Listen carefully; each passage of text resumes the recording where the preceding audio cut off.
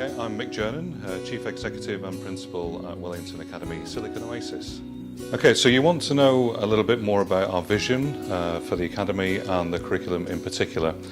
We set ourselves a goal by saying that we wanted to be the #1 school of choice within the region and be something different from most other schools. So in order to achieve that, we have 6 central pillars that we focus on.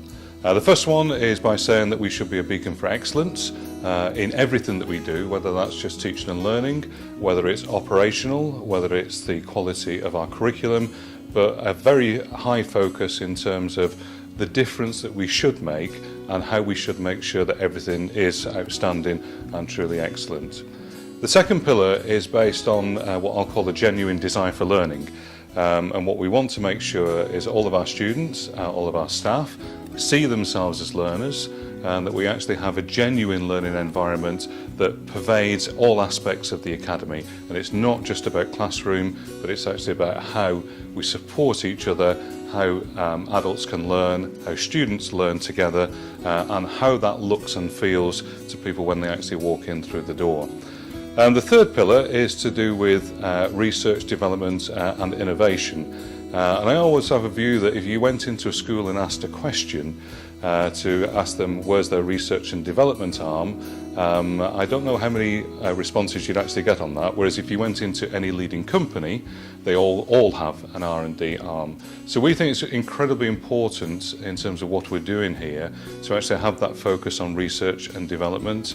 For example, we do invest quite heavily in terms of our teachers engaging in action research, just to make sure that we keep ourselves at the cutting edge in terms of innovation. The fourth strand is then to do with parent engagement, and GEMS of course have a 3-a-day programme which is very, very successful. We wanted to take that one stage further given the size of the Academy and make sure then that parents have a genuine voice. So we've set up things like an elected parent council that is run by the parents, purely for the parents, but they influence policy in terms of the Academy. And we also take our parents engagement programme a little bit further than the normal parents engagement week. We have activities on literally every day, but we focus those activities on how students learn so parents can actually help support their child at home. Interestingly, our footfall for parents in terms 1 and 2 measured just over 9,000, which is quite incredible. The fifth pillar is about continually raised expectations and aspirations, and again we must make sure as a school that we don't fall into any sort of or have a false sense of security around what our students are like. They are very nice, very biddable students, but they still need pushing. We still need to raise their aspirations and we should expect the very, very best.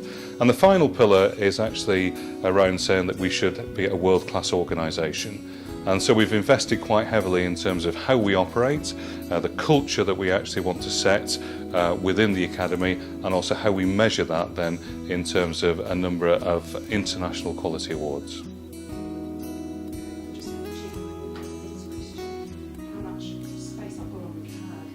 Right. Was that too much? If they're all that long, we might run out of space. No, they're not all that long. But that's cool. No, that was good. I think that's really important, so it's got to be in there. Okay, let's continue with the question. I can shorten all the others. That'd be cool. Yeah. We've got 27 minutes worth of space on here. All right. Yeah. No, it's fine. No, honestly, we'll be. Okay. I won't say okay because I know I'm not saying anything about your casting aspersions, but I just filmed a Geordie this morning and he started everything with okay. Okay. Okay, well. So, We won't do that. Is that a UK thing? It probably is. Yeah. So. Sorry, no, Everyone goes, I do so. really find out. Right. No, it's fine. Number 2.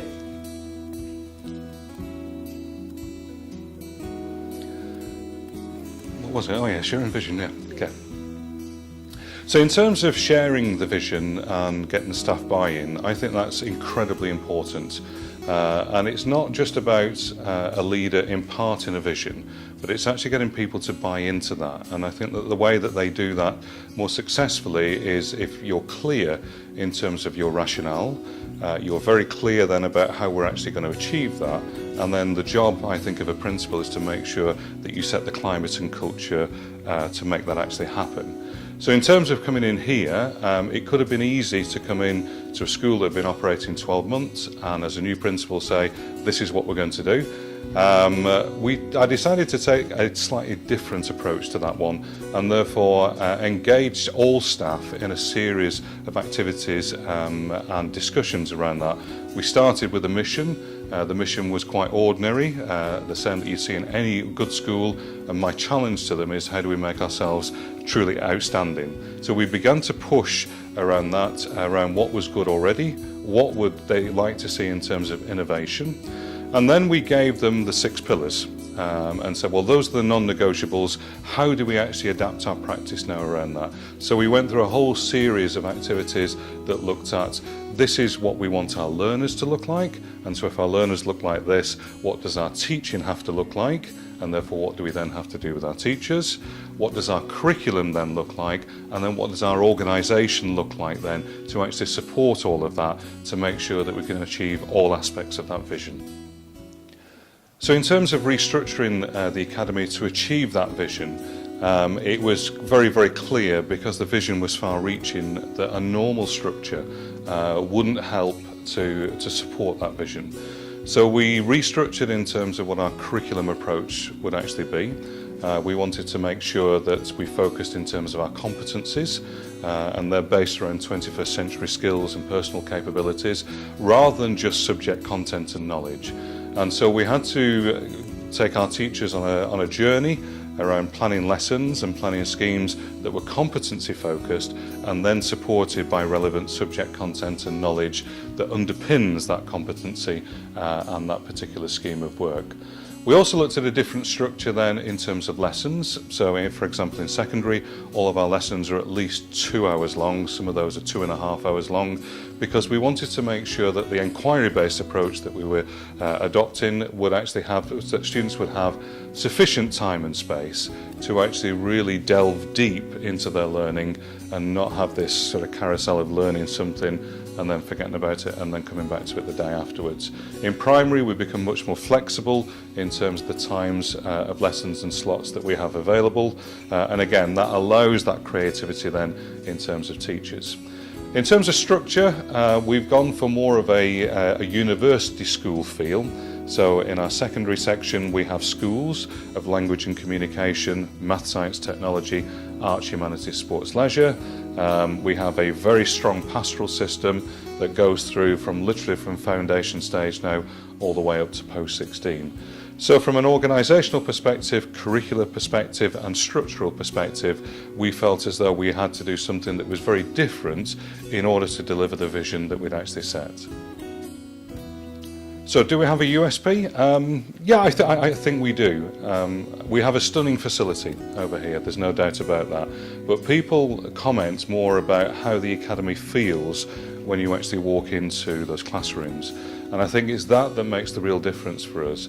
The way that we've constructed our curriculum, the longer learning, the inquiry-based learning, creates an environment that is very, very purposeful, an environment where students really can communicate effectively about what they're learning and how they're learning, and that has a sort of different nuance to it to our visitors. I suppose from a teacher perspective though, the USP over here is they feel as though they're entering a very professionalised environment, one which allows them to experiment within sort of certain parameters, but also one that allows them then to actually take on their action research if they want to do.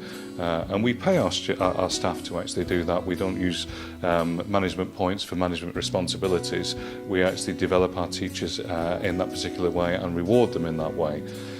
So I think that the environment that they walk into all creates something that's quite unique, and how those teachers and students actually work together, they're the things I think that really do sell what WSO is all about. Has this been successful? I think it has. We're still in that phase of development. We still have a long way to go, and our curriculum can continue to develop and move us into new areas. But in terms of immediate success, again, I think you see that in terms of engagement. Our student attendance is incredibly high because they want to be here. If you see their faces at the end of the day, they're buzzing with what they've actually learned. So I think from their perspective, they actually gain a great deal from this. The parental perspective, yes, certainly. We've changed parents' mindsets in terms of what the Academy actually does and actually achieves. There were one or two doubts when we implemented all of our change. Parents have trusted us and they now see the value in terms of how their children are learning and what they're learning and the styles that we actually encourage. DSIB came in and they've rated our curriculum for the last 2 years as outstanding, both in terms of quality and in terms of design. So there are lots of indicators there that say yes, it is working. Can it grow and develop? Of course it can.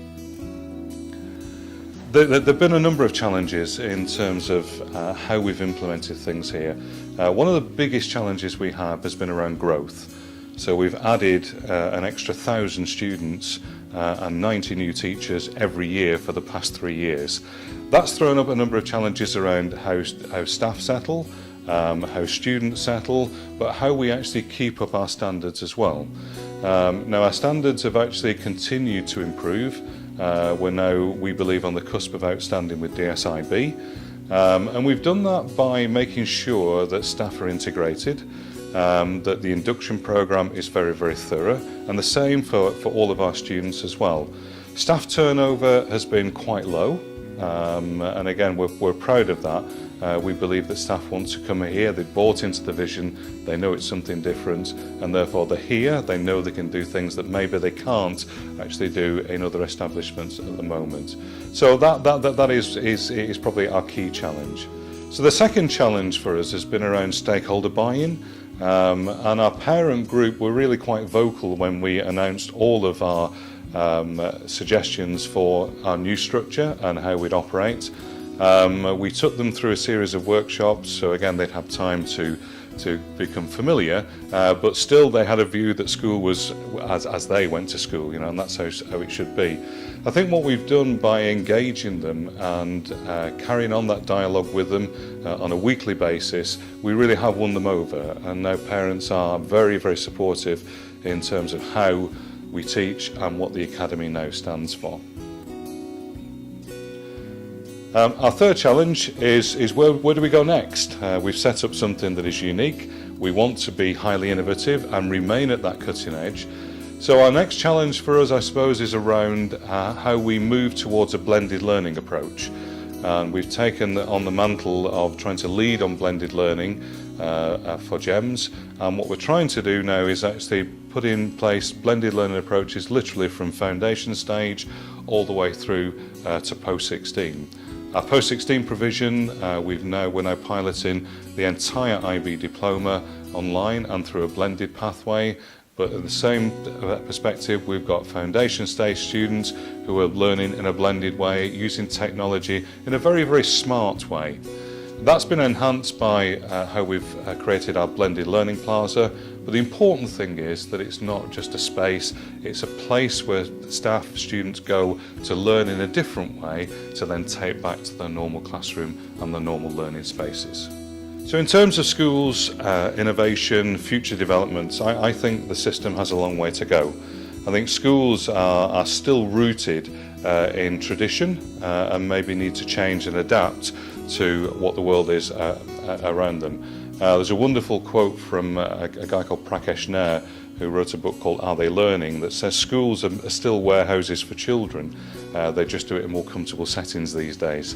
And I think that's so true, that we ought to be really examining what the learning experience is all about. And it's not just about learning within four walls of a school, but learning can take place anywhere at any time. Technology can enable that. Schools can begin to offer more blended approaches to that. Students can work in different time zones, different time spaces. It's just that we always have a traditional approach to how we structure what a school is. So I think as school leaders, it's down to us really to influence the future, and we should do that together. We should have very, very clear views about what schooling should be and begin to impact greatly on school systems and to make sure that they are fit for purpose in terms of the 21st century.